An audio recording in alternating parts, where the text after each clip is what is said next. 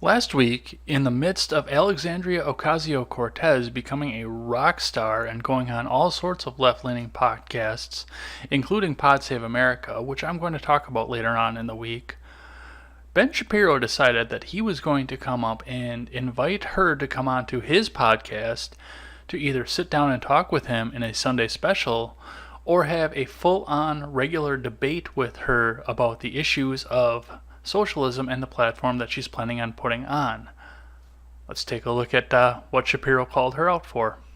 Hi, I really wanted to make just a direct appeal to Alexandria Ocasio-Cortez, the future of the Democratic Party, according to Tom Perez, head of the DNC. Ms. Ocasio-Cortez, I'm really excited that you've been elevated to that position, and I would love to have a real conversation with you about the issues. You've noted you think Republicans are afraid to debate you or talk to you or discuss the issues with you. Not only am I eager to discuss the issues with you, I'm willing to offer $10,000 to your campaign today for you to come on our Sunday special, and we can have an hour-long conversation about all the topics under the sun, really probe your belief system. And frankly, if you want to raise charity and we'll do it as a debate, we can do that too. However you want to do it, I am more than willing to talk to you. I would love to have this conversation. So let's make this happen. Let's make America a more civil and interesting place. Let's do this thing. Now, this is absolutely nothing new, and a lot of listeners of this show probably remember the big Shapiro debate with Cenk Uygur from the Young Turks last year, in which Ben pretty much wiped the floor with Cenk, mostly because Google it is not a valid defense when you're trying to make a rebuttal or make your point. Okay, look it up. You can Google it. It's really easy. But instead, this public call-out of Alexandria sparked a social media outrage and just debates all over the place as to whether or not this was an appropriate thing to do. And most people, even people on the left, are starting to land on the fact that this actually was appropriate and possibly could have been beneficial if Ocasio-Cortez had decided that she wanted to do this. As more and more people went out and called Cortez out and informed her of the fact that this was an option on the table with some money attached, as we saw earlier, Ocasio-Cortez came out and tweeted back one of the most bizarre tweets that many of us have ever seen when it comes to a response to a debate.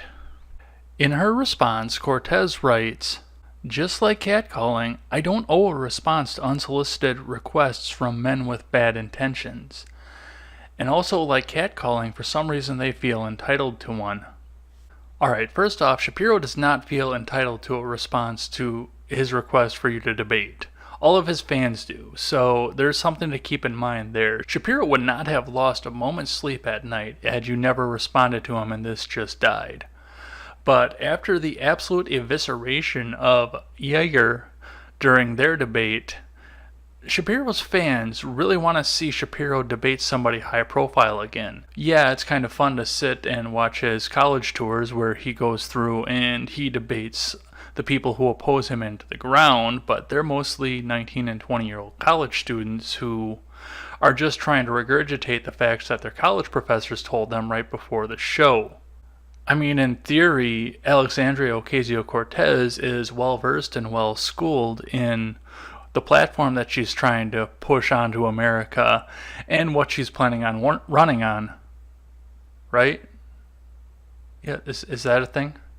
On a clip that I found of Fox News' Outnumbered, the male guest on the show came out and said that this wasn't a catcall. In fact, this was actually completely the opposite. As someone who is used to debating, is asking for conversation catcalling? I mean, it seems pretty ridiculous to respond Let me go out on a limb. No. I mean, no. This was, even for a self-described socialist, this was bizarre. I mean, look, the fact that he was saying, I want to debate you, I want to engage you in, a vigorous back-and-forth argument about substance and ideas, that is the opposite of catcalling. That is showing respect for her positions. I mean, however wrong-headed they might be, he's saying, I seriously want to engage you. I want to explore who's right, who's wrong. Let's battle ideas. That is the antithesis of catcalling. And the other hosts on this particular episode of the show were also accommodating as well. Another host, citing the fact that Cortez claims that Shapiro is a man with bad intentions, offered her services to be the debater instead, herself being a woman, obviously not showing any signs of catcalling out to her. And it wasn't just Shapiro and Ocasio-Cortez sparring on Twitter. Their spat triggered a social media firestorm with many voices chiming in, including me. I said, if you don't want to debate a man, I'm happy to debate you as well. Which I have not heard back from her yet about whether she wants to debate me. So the invitation is still open. Political debate has become something that's become very popular in our country. A lot of this stems back mostly to conservative speakers going around on college campuses and getting into Q&A debates with people who oppose them. And I think there was a lot of debate enthusiasm that came out of Politicon last year. A lot of people like to sit and watch the Cenk Uygur and Ben Shapiro debate that I mentioned earlier, whereas the Dinesh D'Souza debate from the year before didn't get quite as much traction. And it was also very popular among viewers of Politicon to sit down and watch the Chelsea Handler and Tommy Lahren debate. That one was not quite as formal. It was more of a discussion, but it did draw a lot of people in and a very, very big crowd as well. Usually my weekly bonus episodes revolve around a Twitter spat that I had with somebody else, just comments going back and forth with somebody. And in a small way, this is kind of the same thing. I take this a little bit personally, the spat between Shapiro and Ocasio-Cortez, because long before Shapiro ever got up and decided that he wanted to go and debate her and offer her a whole bunch of money to do so, your favorite small-time YouTube host also put out a tweet requesting the debate between Ocasio-Cortez and myself. Maybe not even a debate. I am very sympathetic to freshman politicians, and it's no secret that Ocasio-Cortez unseated a 20-year veteran of the same seat that she is running for currently. Even though we differ ideologically, that's a very important thing to me, to have another freshman politician in and another person whose ideas may be bad or stale coming out. So I sent this tweet out to her in hopes that we could get together and talk about a first term in the U.S. House of Representatives. I was humble when I said it. I knew that I was going to be talking to somebody that was on the national stage. But I wrote on July 9th, I know I'm just a small-time right-leaning web show host and we would disagree on most policy prescriptions, but I'd love to get you on my show and talk to you about being a freshman politician, because that's one of my most important values. Now, a look through my Twitter feed, it wouldn't take very long for Ocasio-Cortez herself or a staffer from the DNC or from her personal campaign to look down through my Twitter feed and realize that I'm actually sympathetic to having discussions with people on the opposite side. I would love to have a slew of Democrats come on my show and we could sit and argue about how to implement things going forward, as demonstrated by the tweets you're seeing rolling through while I'm speaking this. I don't consider myself catcalling, and I don't consider myself having bad intentions when I do want to debate.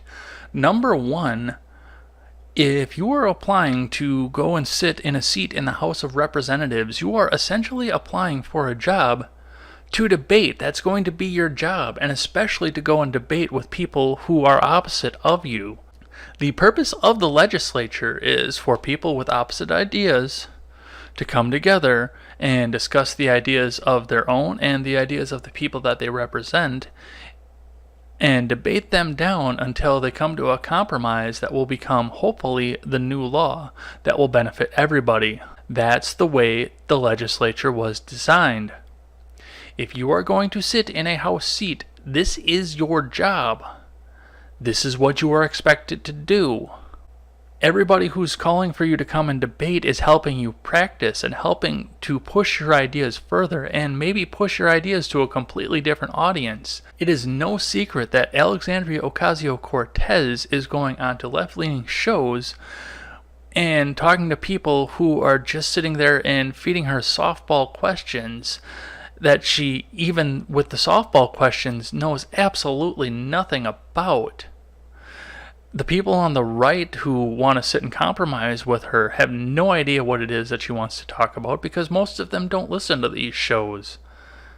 It was painful for me, but I sat down and listened to her interview on Pod Save America, and I listened to the entire episode prior to that. So no, this isn't a catcall, this isn't a problem, and this is really something that AOC needs to sit down and consider. But what it did do was it brought about a little bit more of the humor of things. Cenk Uygur went out and demanded that Ted Cruz come on and debate him. And Cruz, in classic Cruz fashion, put on his little evangelical smile and told Uygur to stop catcalling him as well. I got a little bit of a chuckle out of this. I hope my listeners will view and share this video, because I'm going to end on this note. I would like to call out publicly off of my Twitter feed to have Alexandria Ocasio-Cortez come on to my show. We'll do an episode of Ed's World, and we'll talk about the prescriptions that she wants to bring in. We won't even do it a debate. We won't even call it bad intentions. I just want to help you get out to a further audience of people that you might not reach. And I'd like them to see the ideas that you like to put out. And I'd like to see a general appreciation of a freshman politician, somebody who did unseat somebody who was going to make a career out of just sitting in politics. What are your thoughts on political debate, and especially debates between politicians and non-politicians? Is there anybody specifically that you would like to debate on an opposite side, or is there anybody specific that you would possibly like to see me debate? I always welcome a thoughtful and positive discussion in the comment section below, and especially over on Twitter. That is at EdsBlog Twitter with a 1 in place of the I.